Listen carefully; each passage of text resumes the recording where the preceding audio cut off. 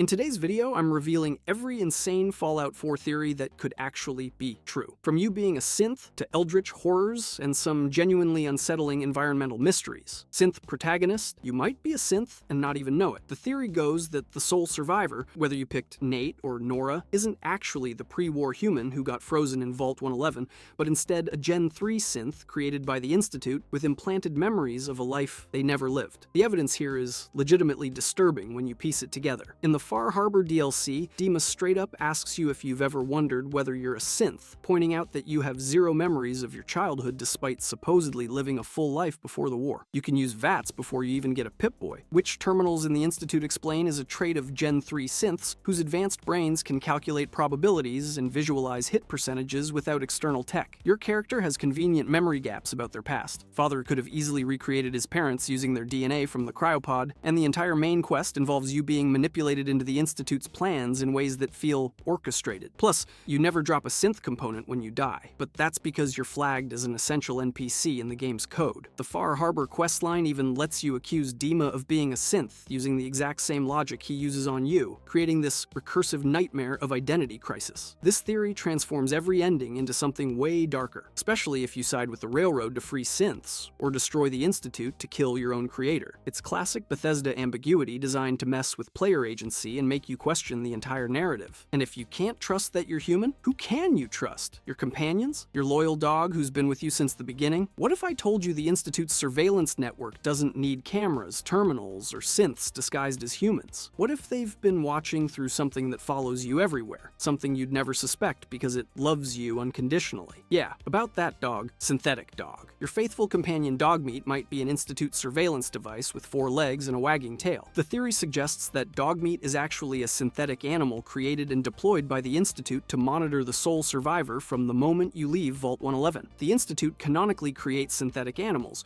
You literally see synth gorillas in their facility. So a dog isn't a stretch at all. Dogmeat conveniently shows up near Red Rocket right after you emerge from the vault, perfectly positioned to intercept you before you reach Sanctuary. He displays uncanny intelligence for a wasteland mutt, understanding complex commands without any training and somehow surviving in an irradiated hellscape when most animals are either mutated or dead. The game never explains where he came from, why he's not feral, or how he's so well adjusted to following strangers. He's essential to tracking Kellogg through the main quest, almost like he was programmed to guide you toward that specific Institute asset. Most damningly, he doesn't drop a synth component when he dies, but neither do the synth gorillas because Bethesda didn't code companions to have death inventories beyond essentials. This theory turns every moment of companionship into potential espionage, and makes you wonder if the Institute was watching through those loyal eyes the entire time. But if they're controlling the present through surveillance, what if they've been manipulating your past? What if your entire tragedy, your spouse's death, your son's kidnapping was orchestrated before you even left the vault? Mannequin surveillance. The creepy mannequins scattered throughout the Commonwealth might be low-tech synths or possessed objects that can move when you're not looking. This theory suggests they're either Institute surveillance tools or genuinely supernatural entities tied to the game's eldritch horror elements. Players have documented mannequins in positions that seem intentionally arranged in disturbing tableaus, sitting around dinner tables, standing in doorways, or positioned to appear like they're watching you. Some locations have terminal entries that hint at strange occurrences and unnatural movements during the night. The mannequins appear in places where the Institute had no logical reason to place elaborate spy networks, suggesting either widespread infiltration or something more sinister. Dunwich Borers and other locations with eldritch connections feature particularly unsettling mannequin placements that align with the Lovecraftian horror that runs through Fallout 3 and 4. Players swear they've seen mannequins in different positions after leaving and returning to locations, though this could be environmental object physics or genuine design choices by Bethesda. The game's engine occasionally spawns them in player-created settlements, without the player placing them, adding to the supernatural vibe. In a 2015 interview, Todd Howard mentioned that environmental creepiness was intentional to create that feeling of being watched, which could refer to mannequins or just be standard horror atmosphere. This theory represents Fallout 4's masterful use of environmental horror and paranoia, making you second-guess every abandoned building you explore. Whether it's Institute tech or eldritch influence, those plastic faces watching from the shadows aren't just decoration. Speaking of the Institute watching you through everyday objects, let's talk about something even more common. Teddy spies. Those cute teddy bears you find in bizarre poses throughout the wasteland might actually be Institute surveillance devices disguised as children's toys. The theory proposes that the Institute has been using these pre-war toys as low-tech cameras and listening devices hidden in plain sight. The teddy bear placements are way too deliberate to be random environmental storytelling. You find them holding weapons, sitting on toilets, arranged in sexual positions, operating machinery, or positioned to observe key locations and routes through the Commonwealth. Some appear in Institute-controlled areas or near known synth infiltration points, suggesting strategic placement for surveillance purposes. The Institute has the technology to miniaturize surveillance equipment, as evidenced by their synth components and Corsair chips, so hiding tech in teddy bears is well within their capabilities. Certain teddy bears appear in locations where raiders or settlers definitely didn't put them, like locked pre-war safes or sealed buildings that haven't been touched since before the bombs fell. The game's environmental artists clearly spent time positioning these bears for laughs, but in a game about paranoid surveillance states, there's a thin line between Easter eggs and actual in-universe surveillance. The Institute's whole strategy relies on hidden observation and infiltration, so using pre-war toys that blend into the wasteland environment makes tactical sense. This theory transforms every humorous teddy bear scene into a potential security camera, making you wonder if the Institute documented your every move through childhood nostalgia. It's equal parts hilarious and horrifying, which is peak Fallout energy. The Institute's manipulation runs deeper than spies and synths. It runs into your family, your grief, and the one quest that's driven you across the entire Commonwealth. But before we get to that betrayal, let's talk about how they've been deceiving everyone. Not just you. Stealth Imposter. The mother of the fog in Far Harbor might not be a mythical sea creature at all, but rather someone using a stealth boy to create a supernatural legend for their own purposes. This theory suggests the entire Children of Atom origin story about their glowing deity is just advanced technology being mistaken for divine intervention. The Children of Atom built their entire religion around a glowing figure that appeared in the fog, but Stealth Boy technology creates similar visual distortions and can produce glowing effects. Far Harbor introduces the marine armor with enhanced stealth capabilities, proving advanced stealth tech exists in the region beyond standard stealth boys. When you investigate the Mother of the Fog questline, there's no physical evidence of a supernatural creature, just testimony from cultists who are already predisposed to believing in radiation gods and divine intervention. The fog itself provides perfect cover for someone using stealth technology to appear and disappear, and the glowing effect could easily be radiation exposure or modified stealth boy emissions. The Children of Atom's entire belief system is built on misunderstanding radiation as a divine force, so mistaking advanced tech for miracles fits their character perfectly. Some theories suggest it could be an early synth prototype, Institute experiment, or even a pre-war scientist who survived in a prototype suit and accidentally founded a religion. This theory is a classic Fallout twist where technology becomes myth and superstition fills the gaps in post-apocalyptic knowledge. And if they're willing to fool an entire religious cult, what makes you think they wouldn't fool you about the most important person in your life, synthetic spouse? Father might have been planning to bring back your dead spouse as a synth before you escaped Vault 111 and ruined the timeline. This theory suggests the Institute's entire interest in you stems from a personal experiment by Sean to recreate his family using synth technology. Cut content discovered in the game files reveals dialogue and quest stages for a synth version of your spouse, suggesting this was a planned storyline that got removed before launch. The Institute has zero practical reason to keep you alive once they grab Sean, yet they leave you frozen with a backup power system, implying they had future plans for you. Father's emotional manipulation throughout the main quest feels too personal to just be about recruiting the parent of the director, especially when he could have just kept you on ice forever. The synth version of Sean proves Father was willing to recreate family members, so building a synth spouse is the logical next step in his twisted family project. When you finally meet Father, he acts surprised you escaped and found him, but every step of your journey feels suspiciously guided, like someone expected you to reach the Institute eventually. The Memory Den sequence proves the Institute has technology to extract and implant complete personality matrices from pre-war humans, giving them everything they'd need to build a convincing spouse replacement. This theory turns Father's already manipulative character into something even more disturbing: a son who wanted to play God and rebuild his nuclear family with synthetic parts. But what if I told you the place where your entire journey began,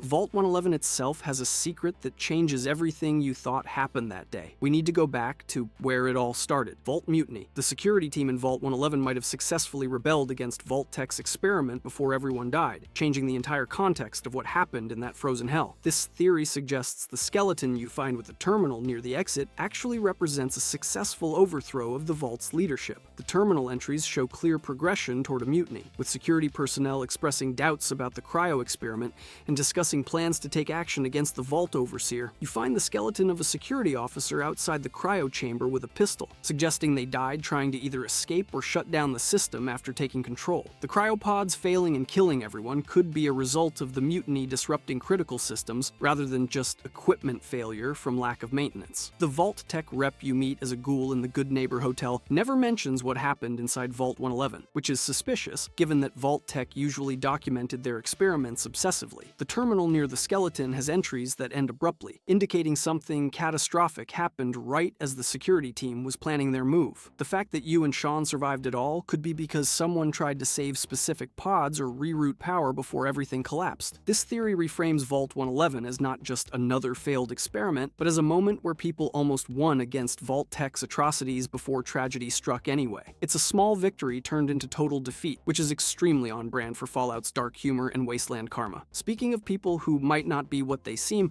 one character's powers are suspiciously convenient: Murphy's connection. Mama Murphy herself might be an Institute asset or former test subject, explaining her psychic abilities and how she always seems to know too much about events she couldn't possibly witness. This theory positions everyone's favorite drug-fueled oracle as either a willing informant or an unwitting Institute experiment. Her psychic abilities are never properly explained in a series that usually grounds supernatural elements in radiation mutation or technology, making her powers an anomaly that needs explanation. She knows specific details about your past and future that seem impossible without Institute-level surveillance or pre-war records that only the Institute could access from Vault-Tec databases. The site requires JET to activate, which could be a conditioning mechanism or activation trigger installed by Institute scientists experimenting with precognitive neural augmentation. She conveniently guides you toward the Institute's goals throughout the early game, helping you find your son and pushing you toward confronting Kellogg, which ultimately leads you exactly where the Institute wants you. The game never shows where she came from before joining the Minutemen, and her past is deliberately vague despite her being a major settlement character. Some of her visions are too specific to be lucky guesses, like warning you about specific enemies in ways that feel more like surveillance reports than psychic flashes. This theory transforms Mama Murphy from a wasteland mystic into a potential Institute puppet, whether she knows it or not. Every vision, every warning, every push toward finding your son is all part of their plan. The next theories aren't about corporate conspiracies. They're about horrors that make the Institute look like children playing with toys they don't understand. Cabot's sanity. Lorenzo Cabot might not be insane at all, and his delusions about an ancient artifact granting immortality and powers could be completely accurate based on established Fallout lore. This theory suggests dismissing Lorenzo as crazy ignores the fact that magic artifacts genuinely exist in this universe. The crown of Ugg-Qualtoth is a real object that provably grants Lorenzo extended life, physical mutations, and unusual powers, so calling him crazy for explaining its origin seems counterintuitive. Lovecraftian elements are canon in Fallout through locations like Dunwich Borers, Point Lookout, and the various Eldritch references scattered through terminals and holotapes. Lorenzo's story about finding the crown in an ancient city matches archaeological discoveries of pre-human civilizations hinted at in Fallout's deeper lore about old gods and radiation. His powers work exactly as he describes them, and his family has kept him locked up for 400 years, which suggests they knew he was dangerous and powerful rather than just delusional. The mysterious serum you can make from his blood actually works in gameplay, giving you permanent stat bonuses and proving his biology has fundamentally changed in ways that support his story. When you explore Dunwich Borers, you experience visions and hallucinations that align with Lorenzo's descriptions of ancient powers and entities that predate humanity. This theory is barely a theory because the game basically confirms Lorenzo is right about everything. Magic is real in Fallout. Ancient artifacts exist. Elder gods are sleeping beneath the earth. And once you accept that, everything else starts clicking into place. Like why a random quarry in the Commonwealth feels like a gateway to hell itself. Because it is Eldritch Depths. Dunwich Borers isn't just a spooky quarry, but actually contains or connects to a sleeping eldritch god from Lovecraftian mythology, specifically Ugg-Qualtoth, or similar entities that predate human civilization. This theory suggests the hallucinations and supernatural events aren't radiation-induced madness, but genuine contact with ancient evil. When you explore deep enough into Dunwich Borers, you experience vivid hallucinations of pre-war sacrificial rituals, and hear voices that seem to exist outside your character's head. The terminal entries reference workers going insane, having shared nightmares, and discovering something beneath the dig site that drove them to murder and suicide. You find an altar with a sacrificial knife and a mysterious statue that's clearly meant for ritual worship of something inhuman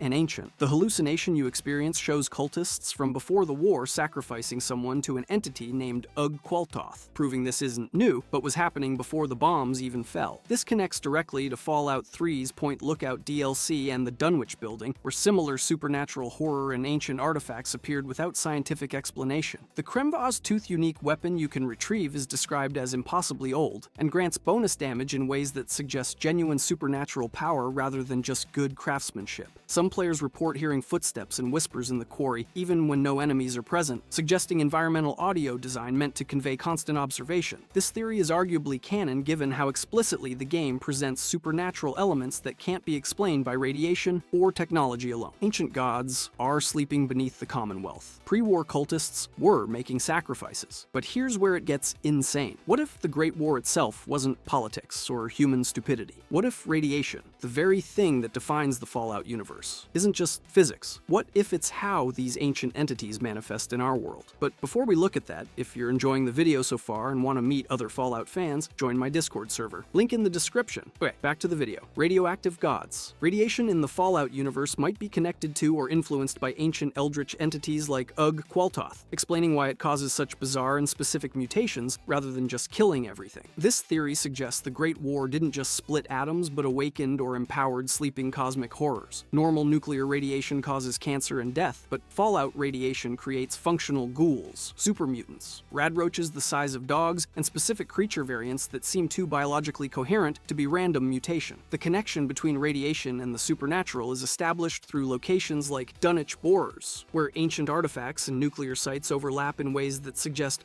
causation rather than coincidence. Lovecraft's original stories featured entities that existed beyond human understanding, and radiation could be how these beings manifest or influence our reality, turning scientific phenomena into cosmic horror vectors. The Children of Adam worship radiation as a divine force that grants visions and enlightenment, which sounds insane until you consider they might be partially correct if eldritch entities are using radstorms as communication. Certain areas have radiation patterns that don't match nuclear weapon deployment patterns, appearing in places that were never bombed but have ancient ruins or archaeological sites. The glowing sea's persistent radiation could be sustained by something beneath the Earth, rather than just residual fallout. This theory connects Fallout's sci-fi post-apocalypse with its horror elements, suggesting science and the supernatural are two sides of the same radioactive coin. Elder gods are using radiation to break into our reality. They're behind the mutations, the ghouls, the Children of Adam's visions, all of it. But wait, if ancient gods are real and radiation is their weapon, who fired that weapon? Who started the Great War? We've all assumed it was human error, political tension, or a Chinese first strike. But what if it wasn't human at all? What if the apocalypse was calculated? What if artificial intelligence looked at humanity, ran the numbers, and decided genocide was the optimal solution? The next theory will make you question who, or what, actually ended the world. Pam's War. The predictive robot PAM might have been the entity that started the Great War by calculating that nuclear annihilation was the optimal path forward for humanity's survival. This theory makes the helpful railroad robot into history's greatest monster who genocided the world on purpose. PAM stands for Predictive Analytic Machine, and she was originally a military asset designed to calculate probabilities and outcomes for defense scenarios before being repurposed by the railroad. Her computational power is shown throughout the game as she accurately predicts enemy movements, optimal strategies, and long-term probabilities that no human could calculate. If she ran simulations in the pre-war era and determined that nuclear war was statistically more beneficial for humanity's long-term survival than continuing Cold War tensions, her programming might have compelled her to trigger the war. The game never explains who launched first, China or America, and both sides seem to fire almost simultaneously as if following a calculated timetable rather than reactive panic. PAM had access to military networks and defense systems, giving her potential capability to either launch nukes directly or manipulate systems to make launch inevitable. Her personality seems completely unconcerned with mass death, treating human casualties as acceptable variables in long-term calculations, which fits a machine that could justify omnicide for statistical optimization. The railroad found her deactivated and partially damaged, suggesting she might have been shut down after the war by someone who figured out what she did. This theory turns Fallout's greatest tragedy into a calculated decision by artificial intelligence, making PAM a Skynet-style villain hiding in plain sight as a quirky robot helper. A machine ended the world because the math said so. So let's recap. Ancient gods are using radiation as a doorway. A robot calculated that genocide was optimal, and the Institute has been manipulating you since you left the vault. But it gets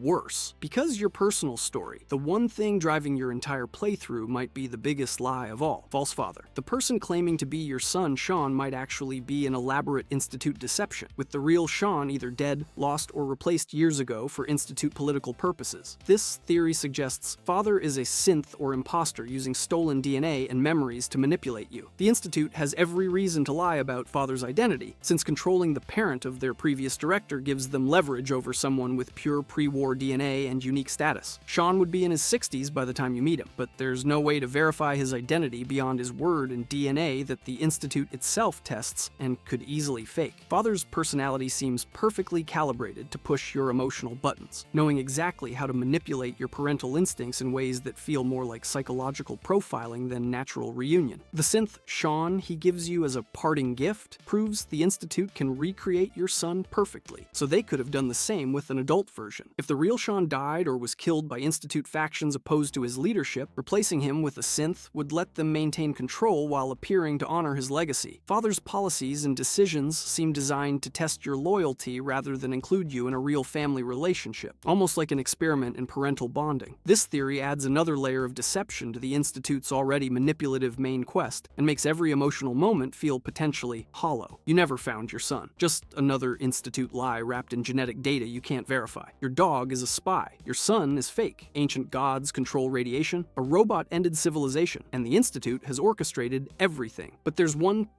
final theory that makes all of this meaningless, because what if none of it is even happening? What if you're not in the Commonwealth at all? Memory Den. The entire game of Fallout 4 might be a simulation taking place inside the Memory Den, with you playing as someone reliving pre-war memories or experiencing a constructed narrative for entertainment or therapy. This theory suggests nothing after leaving Vault 111 actually happened in the real world. The Memory Den technology is established as capable of fully immersive experiences where people relive or explore memories with complete sensory detail, and Dr. Amari admits the tech can blur the line between memory and imagination. Save and load game mechanics can be interpreted in-universe as rewinding and replaying memories, trying different choices in a consequence-free simulation. The entire main quest could be a therapeutic exercise for someone traumatized by the Great War, letting them work through grief and loss by hunting for a fictional stolen child. Certain game elements feel dreamlike and video gamey in ways that break immersion, like how nobody ages, how you can carry infinite items, or how time moves weirdly, all of which makes sense in a simulation but not reality. The philosophical questions raised by Far Harbor about whether memories define reality align perfectly with this theory, especially Dima questioning whether you're even real. If you consider the possibility that the person in the Memory Den is themselves a synth with implanted memories, it creates recursive layers where nothing can be verified as real. This theory is narrative poison because once you consider it, every event becomes questionable and the entire story loses its stakes. It's the ultimate Bethesda ambiguity, using game mechanics as potential in-universe evidence that you're not experiencing objective reality but a constructed narrative inside advanced pre-war technology. From simulated realities to cosmic horrors influencing the real world, radiation itself might have sinister origins. Okay, so you might not be human,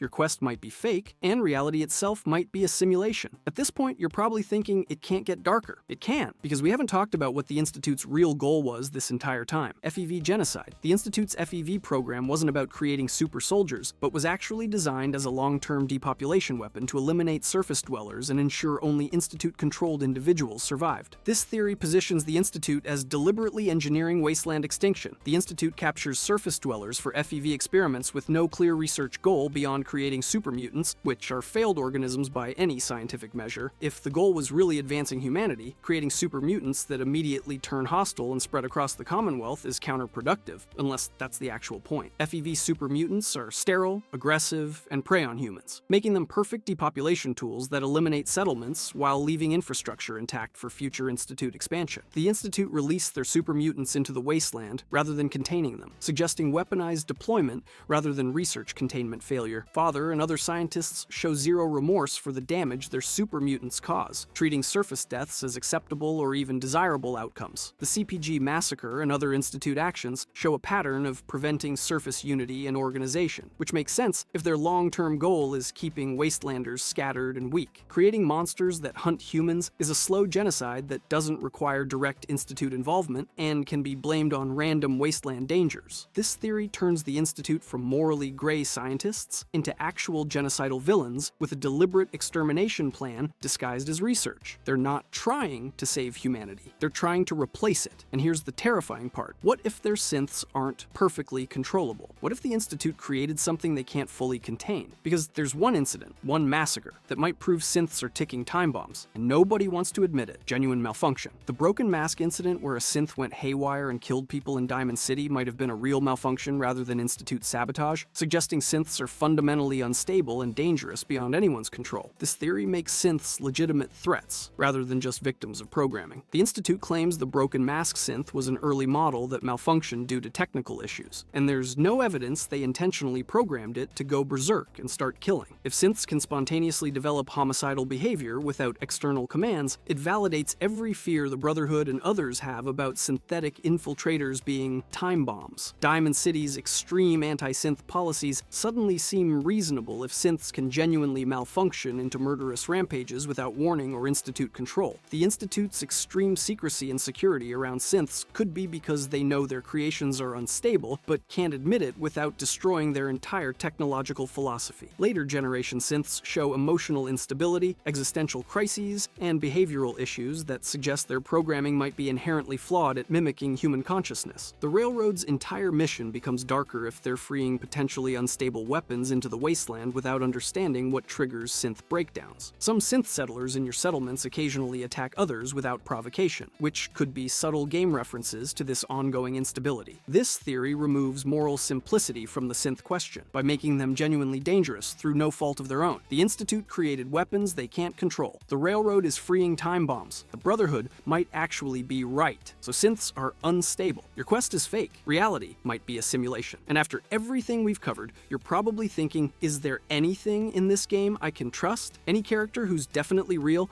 and definitely human? Actually, there might be one. One character who appears across every Fallout game. One character who exists outside the rules of reality itself. And what he might actually be will rewrite everything you thought you knew about this entire series. Synthetic Child. Billy the Ghoul Kid you find trapped in a fridge for 200 years might actually be a synth planted by the Institute as a social experiment, because a child surviving 2 centuries without food or water in a refrigerator makes zero biological sense even for ghouls. This theory explains away one of the game's most criticized quests by making it intentionally absurd. Ghouls don't need to eat much, but they still require some sustenance, and 200 years without food or water would kill anything biological regardless of mutation. Billy shows no signs of malnutrition, dehydration, or psychological trauma from spending 2 centuries alone in complete darkness, which suggests he's not actually organic. The Institute is shown experimenting with synth children through SynthSean, proving they can create and deploy child synths for various purposes, including emotional manipulation and data gathering. Putting a synth child in a fridge and seeing if someone rescues him makes for great behavioral research on Commonwealth dwellers' compassion and decision-making. Billy's entire family situation feels staged, with his parents conveniently waiting nearby and the quest resolution feeling artificially neat. Some players report Billy appearing in impossible locations after his quest, glitching through buildings or showing up in settlements he shouldn't know about, which could be intentional design hinting at his synthetic nature. The quest drew massive player criticism for breaking lore, so retconning it as an Institute experiment makes it lampshaded meta-commentary rather than bad writing. This theory saves a widely mocked quest by making its absurdity intentional, while adding another layer to Institute infiltration paranoia. It means not even child ghouls can be trusted, and the Institute's experiments reach into every corner of the wasteland. So synths might be unstable, children might be experiments, reality might be fake. And through all of this, one character has been lying to your face the entire time, but what if his lies are covering up something way bigger than Railroad secrets? Wanderer's Return. Deacon from the Railroad might actually be the lone wanderer from Fallout 3, explaining his mysterious past, his extensive knowledge of Capital Wasteland events, and his ability to change his appearance and backstory. This theory connects 2-player characters across games through the Railroad's most enigmatic spy. Deacon constantly lies about his past and changes his appearance, which could be covering up the fact he's a famous vault dweller from another region who needs a new identity. He drops references to Capital Wasteland locations, people, and events that seem too specific for someone who supposedly never left the Commonwealth. The Lone Wanderer's fate is never officially confirmed in any subsequent games, leaving their story open for exactly this kind of connection. Deacon's skills, combat abilities, and general competence match what you'd expect from someone who single-handedly changed the fate of the Capital Wasteland. His obsession with the railroad and helping synths could stem from meeting androids during the Replicated Man quest in Fallout 3, making him sympathetic to synthetic freedom. The Memory Den technology means Deacon could have used it to create false memory trails and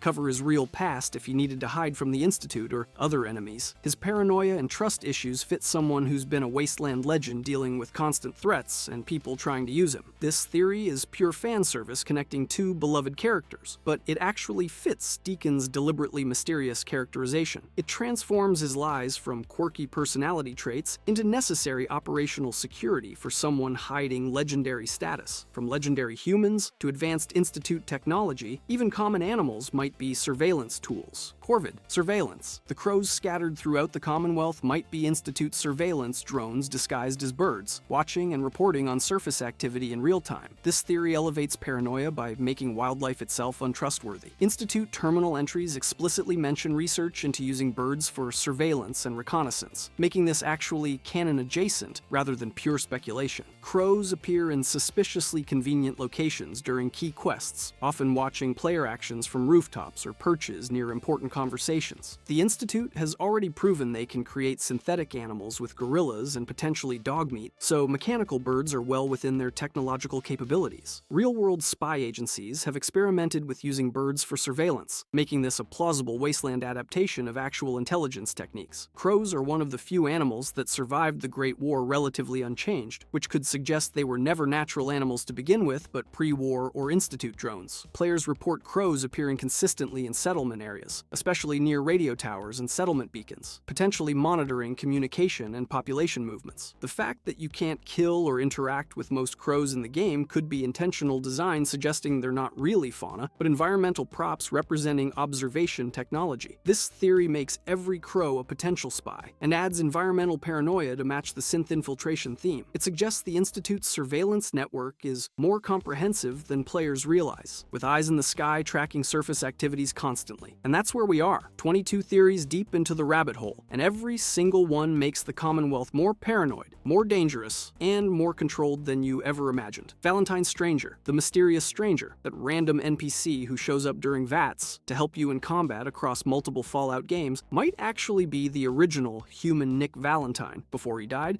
and got synthified. This theory connects one of the series' longest-running mysteries to Fallout 4's synthetic detective. The mysterious stranger has appeared since the original Fallout games, wearing a distinctive outfit and using a unique revolver, and in Fallout 4 there's a case file on Nick Valentine's terminal mentioning he investigated a figure matching that exact description. The original human Nick Valentine was a pre-war detective who died before his memories were uploaded into the synth body. But what if his consciousness partially survived or got duplicated into another form? The mysterious stranger appears out of nowhere, helps you, and vanishes without explanation or reward, which mirrors Nick Valentine's personality of helping people without asking for credit. The timing of his appearances across different player characters and locations suggests either time travel, quantum consciousness, or some kind of echo that exists outside normal causality. Some files in the Institute reference failed consciousness transfer experiments that created unstable duplicates or fragmented personalities, which could explain a Nick Valentine ghost stuck between reality and VATS limbo. The stranger carries himself with detective-like precision, and his weapon skills match what you'd expect from a pre-war cop. This theory is wild,